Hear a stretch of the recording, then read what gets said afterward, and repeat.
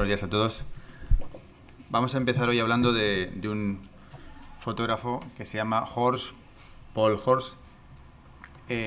Fundamentalmente continuamos en cierta medida con una parte de la fotografía de desnudo que vimos la semana anterior, y retrotrayéndonos un poco en el tiempo, recomiendo después de la fotografía macro echar un vistazo a las fotos de Karl Blossfeldt, que muchas de ellas pues os ilustrarán y seguramente serán de gran ayuda en la fotografía macro, teniendo en cuenta además las dificultades desde el punto de vista técnico de la iluminación con las que jugaba, y sin duda él preparaba meticulosamente las plantas, como hemos visto en la proyección del vídeo.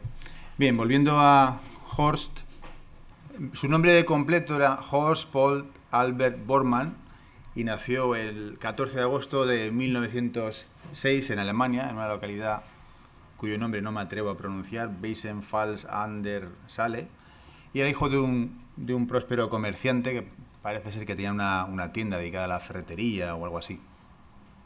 Además tuvo un breve episodio de tuberculosis que le obligó a guardar una convalecencia en un sanatorio en Suiza.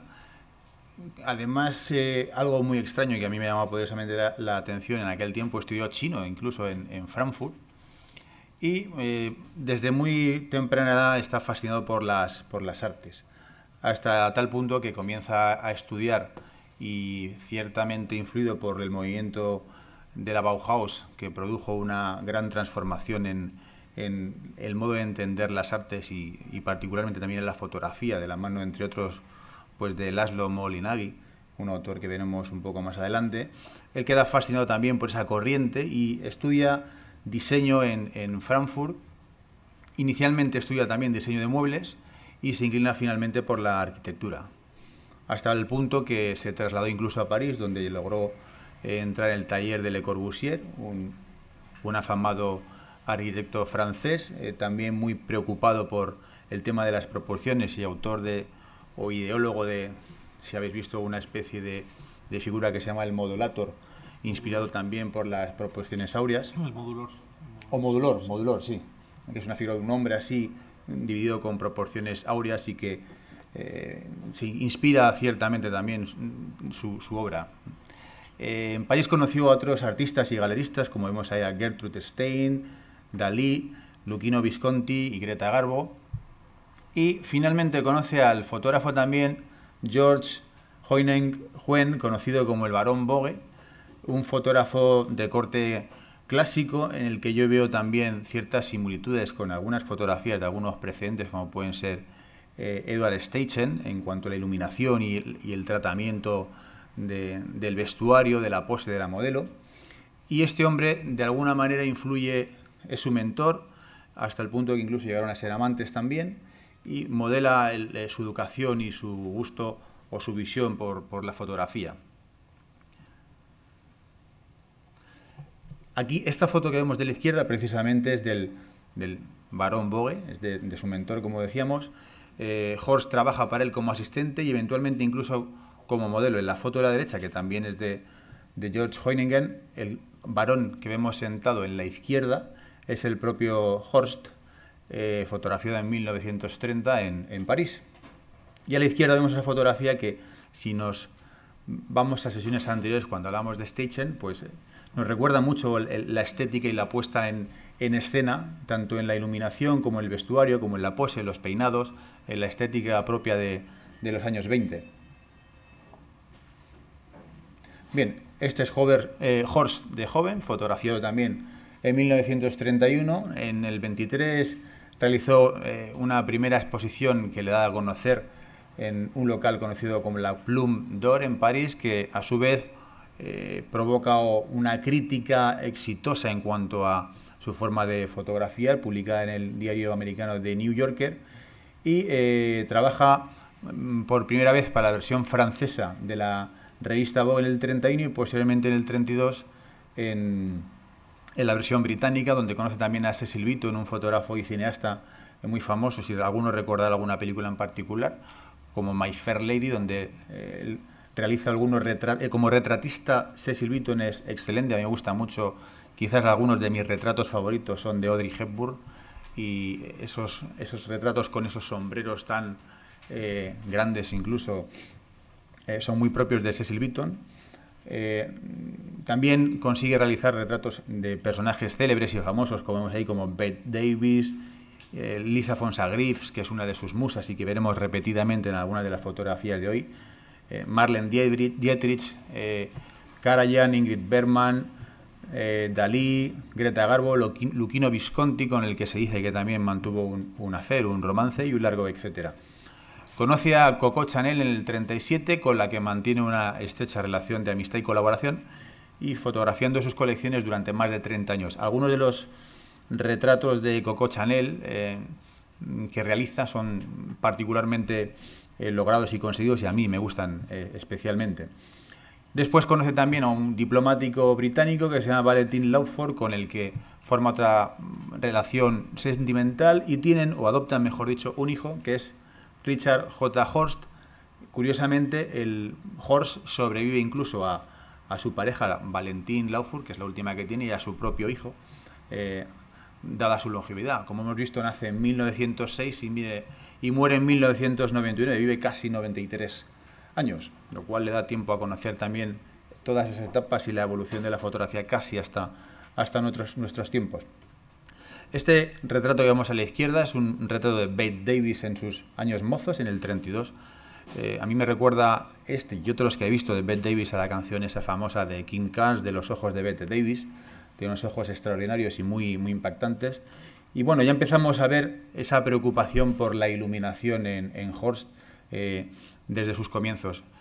Seguramente Cecil Beaton y el propio Baron Bogue que hemos visto antes, que se trasladan ambos a Londres e incluso a Nueva York, la influencia del cine y el dominio de la iluminación en la escena en el ámbito del cine, pues lo trasladan también a la fotografía, y esa es la base probablemente que influye en Horst en su preocupación y su interés con el dominio de la luz, utilizando en muchas ocasiones una iluminación cenital o con luces desde arriba con cierta angulación.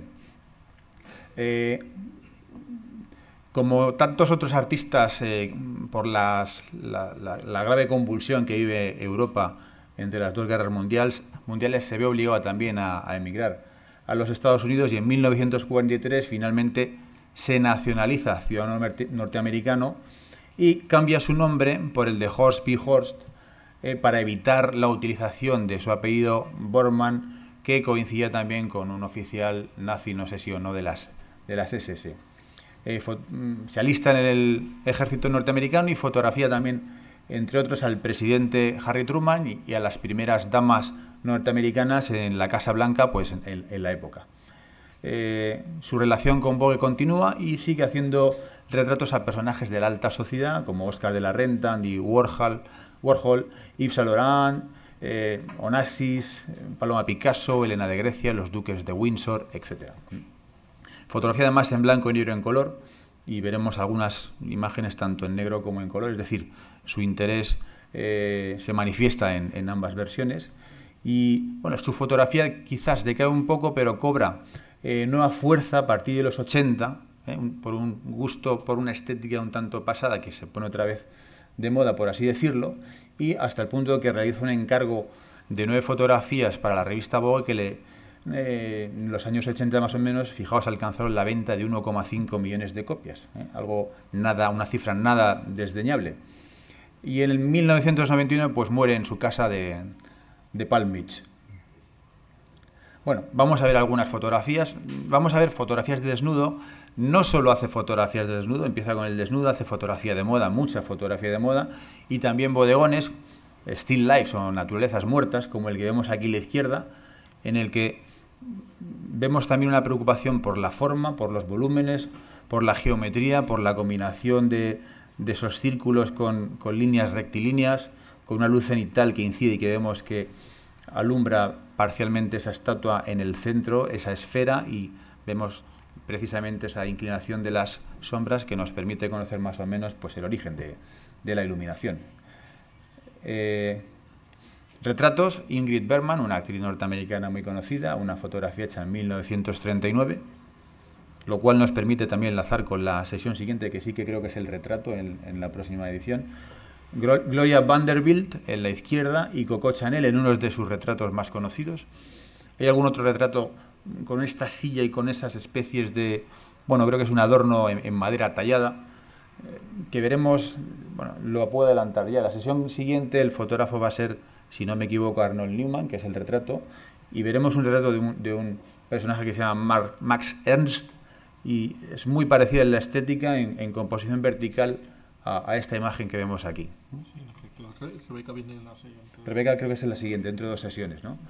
María Callas y Marlene Dietrich en un retrato que incluso, si alguno recuerda alguna fotografía de Brigitte Bardot hecha por Richard Avedon, la de la derecha, pues tiene una iluminación muy parecida, aunque es una fotografía con un ligero movimiento, incluso desenfoque. La de Avedon, esta de Marlene Dietrich es un tanto parecida, a mí me recuerda un tanto en la pose, en la estética y en la iluminación.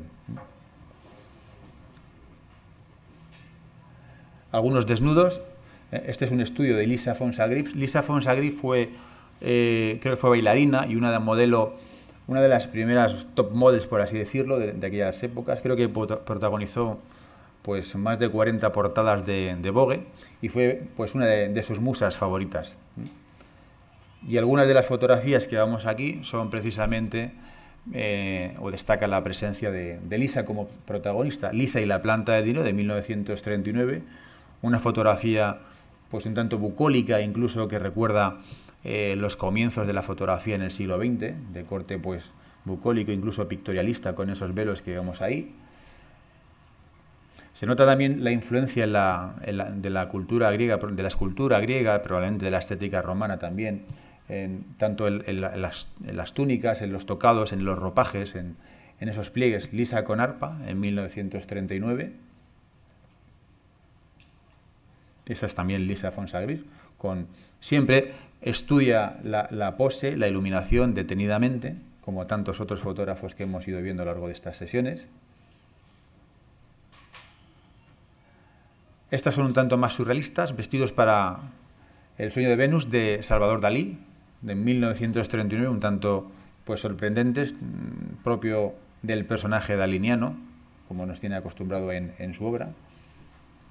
La de la izquierda a mí me da la impresión de que está pintada, creo, si no me equivoco. Parece que está pintada la placa o el negativo. La de la izquierda sí que parece un vestido con esa langosta que adorna pues distintas partes de la modelo. Lisa en seda, de 1940. Y aquí una serie de 3 o 4 fotografías que son algunas de sus más conocidas fotografías de desnudo. Odaliscas. Las odaliscas, pues si no me equivoco, eran en el escalón por debajo o inferior de las concubinas de los sultanes en la época del Imperio Turco y Otomano. Entonces eran como las ayudantes y algunas incluso pues lograban con el tiempo convertirse en concubinas y gozar de los favores del sultán.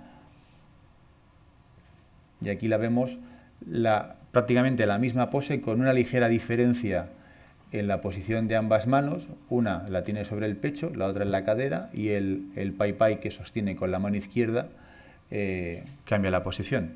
Y la pierna derecha también ligeramente más curvada, pues poniendo más énfasis en esa curva de la propia anatomía de la modelo, en este caso, que es Lisa von Sagriff también.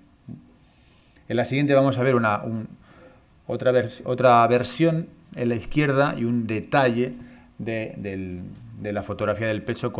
Le preocupaba mucho, como ocurría con los clásicos griegos, si os fijáis en las esculturas y demás, la posición de las manos, de los dedos, y en el último retrato que vamos a ver de él, en la última diapositiva, fijaos como incluso en los últimos años, creo que es de 1986 la última foto que vamos a ver, hasta la posición de los dedos y de las manos está estudiadamente, está muy estudiada.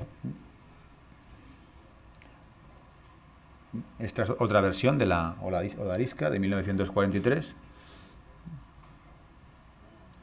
Un desnudo frontal masculino de 1950. Aquí cambio de una forma un tanto más radical con lo anterior, con una iluminación donde juega más, en este caso con una luz trasera perfilando la silueta y una luz frontal también que viene de la parte superior derecha, destacando las rodillas y la mano. Como vemos incluso, pues hay una mano que está iluminada, el dorso, y en la otra, sin embargo, como tiene esa luz trasera, consigue resaltar la silueta o el perfil de la mano, de los dedos. Algunas de estas fotografías pues nos recuerdan también a Robert Mapplethorpe pues, en años posteriores.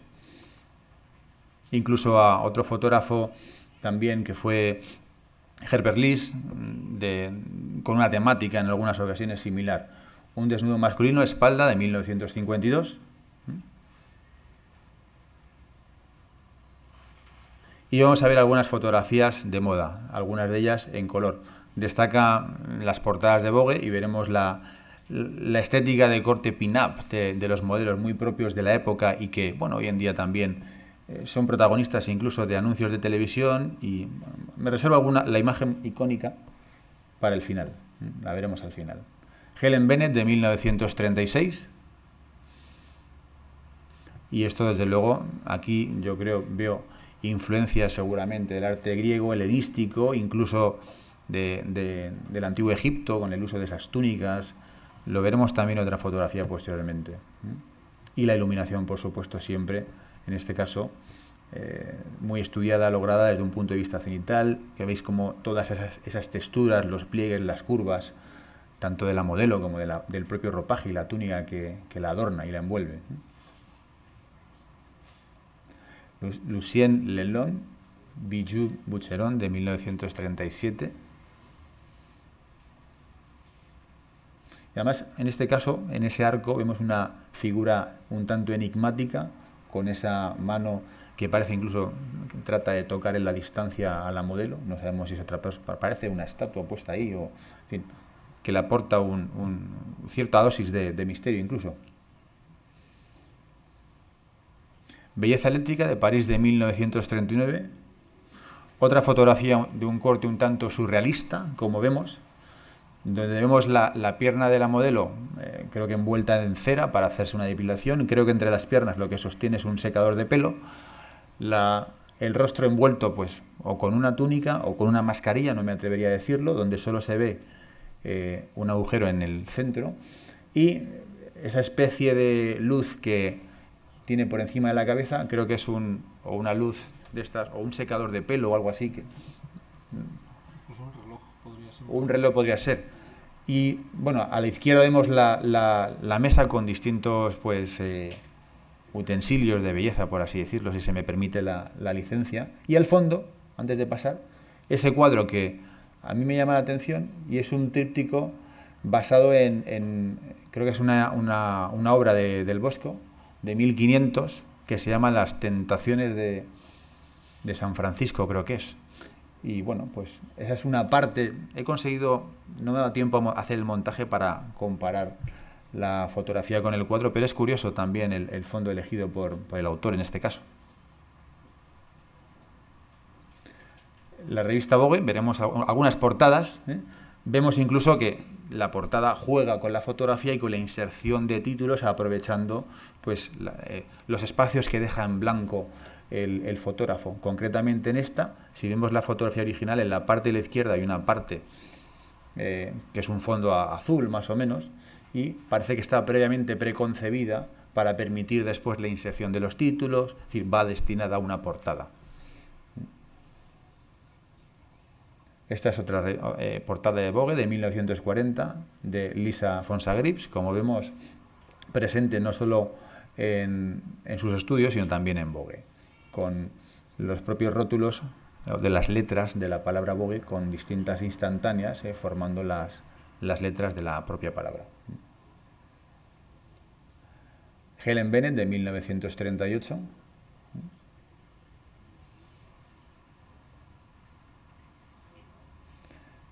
Esta es la típica fotografía de pin-up que hemos visto representada y tan imitada, incluso hoy en día, una estética, bueno, pues que hay gente que le gusta. Vogue en 1939, con una iluminación dura, pero lograda, conseguida, destacando aquellos elementos, en este caso fundamentalmente el rostro de la mujer, y con esa sombra que se proyecta, como vemos, parcialmente en la mano y en las ropas, o en la camisa que lleva. Otra portada de Vogue de 1940, Muriel Maxwell. Y aquí vemos, bueno, pues una composición. Esto es una fotocomposición probablemente, obtenida a partir de diversas tomas o exposiciones. Jean Paché, de 1948. Y esta nos vamos a detener un poquito más, porque la vamos a ver. Fijaos esta fotografía que es de 1941, portada de la revista Vogue. Vemos la fotografía original y después el ligero tratamiento que sufre con la impresión. Obviamente la calidad de la impresión en las revistas no es las de hoy en día y seguramente eso influiría también en esa diferencia en cuanto a la tonalidad. Vemos además la mano de la modelo izquierda como está dispuesta en la fotografía, de forma que después permite que la V de Vogue nazca de su mano. Y vemos ahí pues una disposición de la modelo que nos recuerda fotografías también clásicas de otros autores a principios del siglo. Pues yo recuerdo una en particular de Edward Steichen, de un corte muy similar a este. Y la de la izquierda, 1987, Round the Clock, alrededor del reloj. Las he puesto las dos porque, fijaos, aquí hay dos formas, un círculo y un triángulo invertido, que si le damos la vuelta es lo mismo que la otra fotografía, en la de la derecha. Bueno, a mí me ha llamado la atención y me ha parecido oportuno hacer esa comparación. Bueno, ya viene la cita. En la entrega de los premios Fotocam, que fue hace un par de semanas, estaba Cristina García Rodero y José contó una anécdota fruto de una conversación con ella, y decía que de cada 1000 fotos, 10 fotos eran buenas, que valían 10, que 10 eran... En realidad yo le dije que viendo sus fotos se notaba que tenía buen ojo y que muchas le salían ya... En fin, que debía tener una alta productividad, y ella me dijo que no. Que de cada 1000, 10 eran buenas. Y entonces él le respondió que, bueno, pero esas 10 son icónicas. Dice, no, icónica es una, el 1 por 1000. Entonces, para muchos de vosotros, y ahora es cuando le damos al botoncito, para muchos de nosotros, o al menos para mí, la foto que tengo en la memoria, y que es un icono de Horst, es esta, que es el Main Bochet Corset, donde consigue una pose de Lisa Fonsagrif nuevamente, que es la modelo que ha pasado a la historia, y yo creo que es la foto más conocida de él. Hay una comparativa que podemos hacer entre esta foto y un personaje de moda del mundo de la canción muy conocido, que en 1990 lanza un LP que se llama Vogue o Vogue, y es Madonna. Os invito a que veáis, no lo he puesto porque me pareció una ofensa la comparación, incluir la espalda de Madonna con esta. Entonces, lo siento, que me perdone Madonna, y si no me perdona me da igual. Si veis ese vídeo, veréis que al final, casi del vídeo, hay una foto de la propia Madonna con un corsé muy similar que se le está apretando. Y no, bueno, el pobre Horst se sintió un poco decepcionado porque no solo no le pidió permiso, sino no le dio las gracias tan siquiera por la idea, por el plagio, por la copia. No solo copió esta foto, sino otras del propio Horst y de algunos otros autores o personajes como la propia Marlene Dietrich, etc.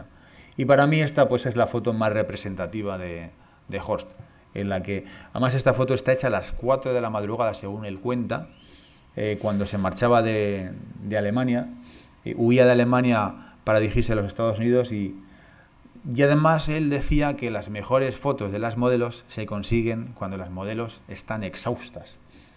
No sé si es la verdad, supongo que los fotógrafos de moda serán los más indicados para decirlo, pero bueno, él decía eso. Y a continuación, en las dos siguientes diapositivas, pues si queréis ver más obra de Horst, podéis entrar en su página web, que hay excelentes fotografías, obviamente, y hay un gran... No siempre las fotos de los fotógrafos clásicos, perdón, las webs, ofrecen una visión global y amplia de su obra. En este caso la de Horst sí que lo hace, pero aquí tenéis otra que además ya hemos visto en otra, no recuerdo en qué otro fotógrafo, que es la Peter Fetterman Gallery, donde podéis ver fotografías y además sobre un fondo negro, con lo cual conseguimos... Sabes que es importante también la reproducción de la fotografía. Esta la vemos mucho más contrastada, mientras que la versión que hemos visto anterior veamos una gradación de grises más acusada, y aquí Aquí vemos debajo del fondo del banco cómo se ha perdido el detalle, ¿no? Apreciamos la textura de ese banco, que parece ser incluso de mármol. Por lo tanto, la impresión de la copia y la reproducción en Internet pues es muy importante también. Y creo que tenemos otra web más, que se llama lafoto.com, donde podéis ver más fotografías del propio Horst. Incluso, si se me permite, esta no me ha dado tiempo de introducirla, pero si alguno quiere tomar nota, otra web donde podéis acudir a ver fotografías de Horst o de otros fotógrafos clásicos se llama bluetramontanastyle.com. bluetramontanastyle.com. Y tenéis algunas fotografías incluso en color. Esta la he descubierto hace un rato mientras estábamos con la sesión de macro, la he visto. Y a mí me ha gustado porque en el tratamiento del color que utiliza me parece muy estudiado y muy conseguido. No es fácil precisamente la transición del blanco y negro al color y conseguir composiciones aportadas en las que la armonía del color esté presente y se note el estudio y la intención y la voluntad del fotógrafo en ponerlo de manifiesto. Y me parece que él lo consiguió. Y entonces en esta última web podéis observar alguna fotografía en dicho sentido. Y para que ya tenga más ganas de seguir documentándose, pues este libro, que recoge algunas de sus mejores fotografías. Fijaos si no es clásico eso y nos recuerda la antigua Grecia o Roma. Vamos, desde luego no cabe ningún género de dudas. Está ilustrado con reproducciones en blanco y negro de personajes como Dalí, Coco Chanel, en fin, todos estos que veis ahí. Y creo que este libro, que ya quedan poquitos ejemplares a la venta en la versión original, está sobre los $950 aproximadamente, ya para coleccionistas. Esta es una fotografía de Marlene Dietrich. Marlene Dietrich, cuando Horst la fotografió, hizo una serie, no le gustó la iluminación que utilizó durante la sesión. Sin embargo, después las fotografías, una vez las vio, las utilizó como promoción personal de cara a su propia publicidad, porque cambió radicalmente de opinión. Él decía: no creo que la fotografía tenga que ver algo remotamente con el cerebro, tiene que ver con un atractivo visual. Bueno, una cita un tanto extraña, que bueno, yo no comparto plenamente. Y este es el propio Horst. Esta foto está hecha en 1986. Fijaos, este hombre la verdad es que vivió muy bien, tuvo una saneada economía, buenos ingresos, vivió pues casi se puede decir en la opulencia, con lo más ganado de la jet set.